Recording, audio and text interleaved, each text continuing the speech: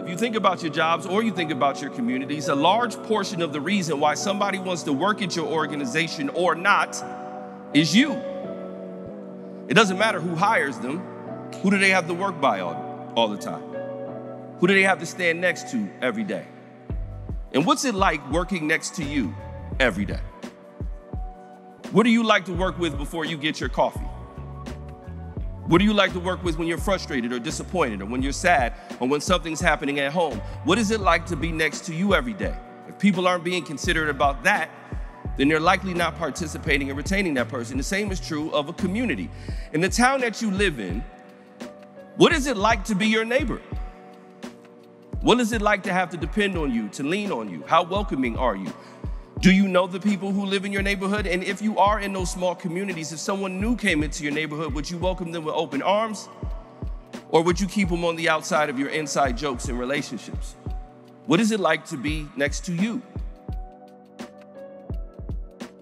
Part of our vision statement at Think3D is to redefine the definition and expectation of workplace and community culture. We've been talking about this for, culture has been this buzzword for the last decade plus.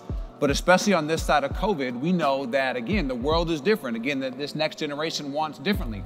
I popped into the session earlier where we had, I think, about 8 young folks on the stage doing a panel about what they're looking for. They use words like culture. They use things like work-life balance. I want to be able to give back to my kids. A lot of what Vonnie talked about, because they saw their parents coming home too tired to engage with them, and those are the people that they love the most.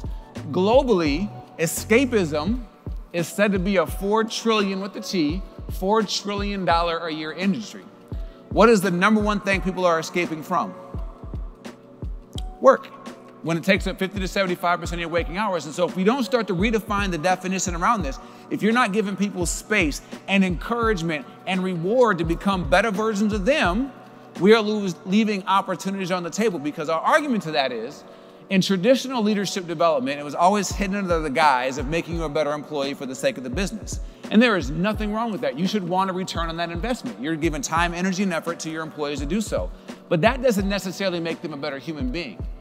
When the reality is, if you help make them a better human being for the sake of themselves and their families, they will always come back better teammates and better coworkers and better people to work with. If we have a good idea, how do we lead first and show the power of possibility in that? And as we do so, as we become better versions of ourselves, we will make for a better workforce, and a better workforce makes for a better community.